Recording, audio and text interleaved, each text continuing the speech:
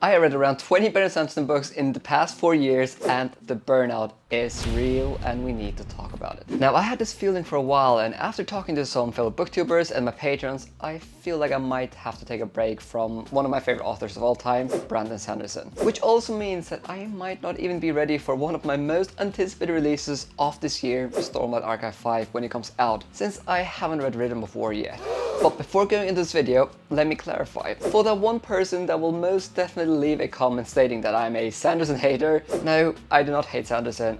I mean, do you know how much money I've spent on him? Let me say it clearly, not only is Sanderson a really good role model, but he's also one of the reasons why you're watching this channel right now. Since he is the reason why I fell in love with fantasy. I mean, I love that man and that won't change. And if I'm being honest, I have kind of been dreading making this video due to the potential hate I'll get for just uttering a sentence that can be perceived as negative against Sanderson, but I need to be real on this channel. So for you to understand my Sanderson fatigue, I need to go down memory lane so I can provide you with some much needed context. So how did I start my Sanderson journey? Well, it started around 4.5 years ago when I started getting interested in reading fantasy, and my brother-in-law, a big fantasy reader, he gifted me The Final Empire as a Christmas gift. Obviously, I was very excited since I'd heard a bit about this book and series, so in the early 2020, I started my Sanderson journey with The Final Empire. Now, The Final Empire literally blew my mind and opened my eyes to what modern fantasy can actually do. The Final Empire felt like reading an incredibly vivid and exciting movie with so many great characters and phenomenal plot twists. I mean, The Final Empire literally consumed my mind and brought me into a world I didn't know existed. So my first Sanderson novel was a definite 5 out of 5 star read, which also means that my average star rating at the start of my Sanderson journey was 5 stars. Obviously, I then went on to read the whole trilogy, and I loved it. Reading this trilogy was early in my fantasy reading journey, and I'm unsure if I could have picked a better trilogy to start with. I mean, if we're being honest, booktubers tend to almost always recommend Mistborn to newcomers to the genre, and it just makes total sense. The pacing is spot on, it's a fantastic introduction to what modern fantasy feels like, and it's just a very good read. But I ended up giving all 3 books in this trilogy 5 stars, which means my first 3 Sanderson books were basically perfect in my eyes at that point. Now, I sometimes do wonder if I would have changed my mind if I read the trilogy now, but at that point in my life, it was just perfect. Now, you see, I think one of the reasons why I've experienced a Sanderson fatigue is due to my Sanderson journey starting with an average star rating of 5 out of 5 stars for the first 3 books I read. Obviously, there's no way Sanderson could have maintained a perfect average star rating as I read more of his books, but I think what will be made clear is that while the man has written some of my all-time favorite books, he has also written a lot of average to good books, at least when it comes to my enjoyment. Man, I really struggled to actually make this video because I don't want to come across as someone that hates on Sanderson, so please try and stay to the end of the video so you can fully understand what I think my plan is for the Cosmere going forward. But okay, so Mistborn was the start of my reading journey, and I then went on to read Warbreaker, which in my unpopular opinion, at that time when I read it, I didn't enjoy it that much. I mean, Warbreaker is actually one of those novels I actually really want to reread one day because I'm unsure why I didn't connect with it, but I ended up giving this novel 3 stars. I mean, it was alright, but not amazing. I then went on to Elantris, and I think since I went into this novel with such low expectations, I actually ended up enjoying it way more than I expected. I thought the world building in this novel was great and the plot was compelling, so I ended up giving this one 4 stars. I mean, it's definitely not as bad as some people say. But before I got into the Magnus Opus Stormlight Archive, I started reading Mistborn Era 2. Now, I read the first 2 books and I really didn't enjoy them at all, if I'm being honest. I mean, the humor was just cheesy and I didn't find Wax and Wade interesting at all. So I temporarily DNF'd Mistborn Era 2 and I started The Way of Kings. As expected, the first 2 Stormlight Archive novels blew my mind. And to this date, Words of Radiance is one of the greatest fantasy books I have ever read, and I have read more than 300 fantasy books at this point. So Sanderson has definitely become one of the all-time greats in my mind with Way of Kings and Word of Radiance alone. But I then decided to go back to Mistborn, and I started that all the way from the first book, LOVE Law, and I read the whole series back to back to back. And the second time, I actually enjoyed it much more, but it's also one of those series where I've actually become more critical of the series as time has gone by. I mean, I think initially when I read Mistborn Era 2, I probably gave each book a star rating of 4 stars, but looking back now, this whole quartet really feels like a 3-star read for me. Now, at this point, we're getting to around the halfway point of 2023, and this is really where my Sanderson fatigue started slowly kicking in. I read the short story in Arcanum Unbounded, and I didn't like it at all. Now, I've actually read most of the short stories in Arcanum Unbounded, and I've found most of them to be just okay. Then January 2024 comes, and I decide to pick up Threats of the Emerald Sea. I read this novel, and I gave it 3 stars. I mean, there's nothing really wrong with this book, but I've never really loved like whimsical stories, and this book is very much that whimsical kind of story. I then read Yumi and the Nightmare Painter, and I actually really enjoyed this one. It's definitely my favorite Sanderson standalone by far, but then I started Stormlight Archive Book 3, and while I really enjoyed this book initially, I've come to realize that it definitely dragged a lot in the first 600 pages or so. I mean, this book just felt incredibly slow to me. And yes, I mean, the sound launch was amazing, but it didn't hit as hard as Way of Kings or Word of Radiance. But the novel that really made me want to make this video was Edge Dancer, which I finished around a month ago. I mean, I know technically I should have read this one before Oathbringer, but I read the short novella after, and unfortunately it ended up being probably my least favorite Cosmere novel I read. I think I gave it 2 stars. This one definitely didn't do anything for me. But yes, I know it's short. But at this point, around a month ago, I think I had officially been diagnosed with Sanderson fatigue. I mean, my plan was always to catch up with the whole Cosmere before Wind and Truth came out, but I'm now in a situation where I'm actually unsure if that will ever happen. So let's get to the next part of this video. What are the reasons why I have Sanderson fatigue? Firstly, I think when it comes to basically anything, if you have too much of one thing, there's a big risk you will get sick of it. For example, I love chocolate, but if I eat too much of it, then I'll get sick of it. I love baking, but if I bake every day, I'll get sick of it. If I read too much Sanderson, I might get sick of his books. So I think that's the first thing that might have happened here. Now, I read a Cosmere novel like every 3 to 5 months now for 4.5 years, and I think potentially I might just have read too much Sanderson in too short of a time span. Now, secondly, as I said at the start of this video, I started by giving every Sanderson book 5 out of 5 stars.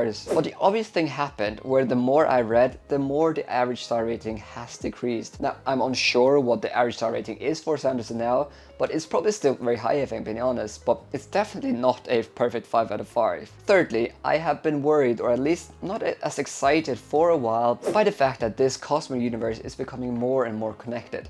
Now, I do trust in Brandon Sanderson to do this really well, but The Lost Metal, the 4th book in Miss Burnout 2, was the first book where I felt a bit uncomfortable with the wide range of characters or connections from other series that showed up. It almost felt like The Lost Metal was a book you couldn't really fully enjoy without having read a bit of Mistborn and a bit of Stormlight and so on and so on. Now, obviously, I don't want to act like I'm surprised by the fact that the books are becoming more and more connected. I mean, Sanderson has been very open about his intentions for a long time. I'm just worried we'll get to a place where you cannot enjoy a Cosmere novel without having read like 15 or 20 books in like 3 or 4 different universes because of how the books will interconnect. Now, I know a lot of readers hope that the Cosmere will become like the next MCU, but one thing that has totally put me off with the MCU is the fact that I cannot go to the cinema and watch one of the new movies without having watched like 15 other movies first. Or at least I won't appreciate the full movie as much if I haven't watched the other MCU movies first. Now, I don't know what I'm really trying to say here. I mean, on one hand, I love the fact that all the planets in the Cosmere are in the same universe, and that the genius mind of Sanderson will try and intertwine the plot lines going forward. But I'm just saying, I'm a bit worried about how it will be handled, and I'm not overly excited about it anymore. Now, I appreciate that this point about the universe becoming more connected is very much based on speculation, but going forward, I really hope Sanderson won't go too crazy with his universe, because if the plotlines become too much intertwined, there is a risk I might become less and less excited, but also that might not happen at all. I just don't want to be in a situation where I have to reread like Elantris to enjoy Stormlight Archive Book 5 or something. Now, the next point, I've already kind of touched on this, but obviously Sanderson, he's writing a lot of different stories now in the Cosmere. And the fact that it's becoming more diverse is a general good thing, I think. But it also means that the risk of someone like me not loving a book now is much higher, right? I mean, this is not a critique, but it's just a general observation. A reader that loves Words of Radiance, like me, might not love Threats of the Emerald Sea.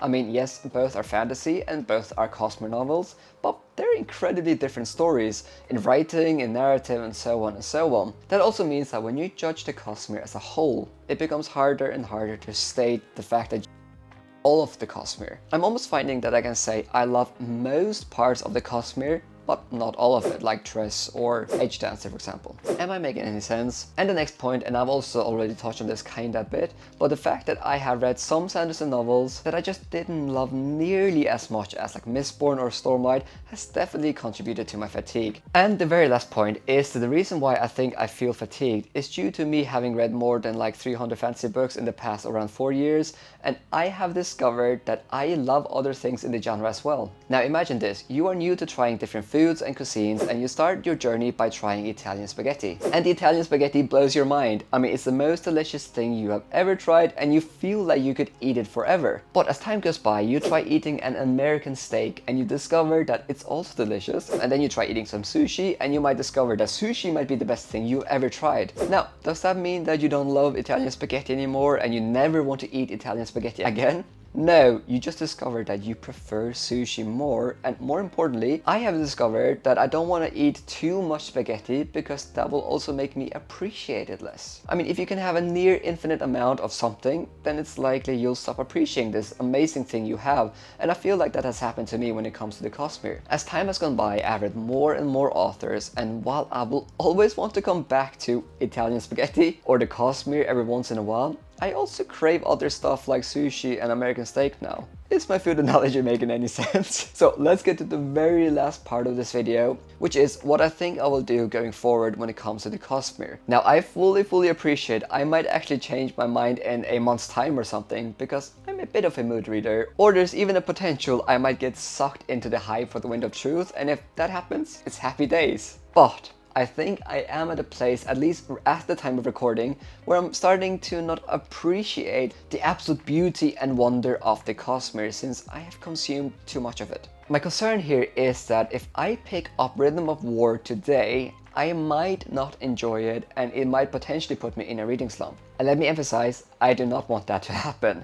Rather, I think that if I just tell myself that I can actually allow myself a break from Sanderson, no matter how long that takes, maybe it'll only take weeks, maybe it'll take months, but that means that when I eventually get back to Sanderson, it will be because I'm genuinely excited to read his books again, and not because I'm trying to force myself to read all of the Cosmere novels before a deadline, which is in like December when Wind of Truth comes out. I genuinely think that if I read Rhythm of War today, I might not enjoy it, but maybe if I read it in 3 or 6 months time, I might actually love it. And I really want to have a good and positive experience with my next Sanderson novel. I mean, I love that guy. He's genuinely the one that made me fall in love with fantasy. But what do you think? Should I force myself to catch up before Wind and Truth, or should I just wait until my mood changes? Also, is there anyone else that can actually relate to me here, or am I the only one? Thank you so much for watching. Oh, you're still here and you want more? Well, the good news is that I have a Viking book club on my Patreon. If you join my Patreon, then you get access to an exclusive book club where every single month we read one book together and the book can be put forward by you. If you join tier 3 or 4, then you can put a book forward and then I randomly choose a book from the pot that we end up reading together, and throughout the month we discuss the book on the Patreon chats, and then we also have Zoom hangouts, which honestly are some of my favorite times of the month. This month we're reading this book, and next month we're gonna be reading this book. Also, since I launched my Patreon, I basically spent my money back into the channel on video editing. I've had more than 40 videos professionally edited, so if you want to support what I do here and also help me upload more consistently, then I'll leave a link in the description down below.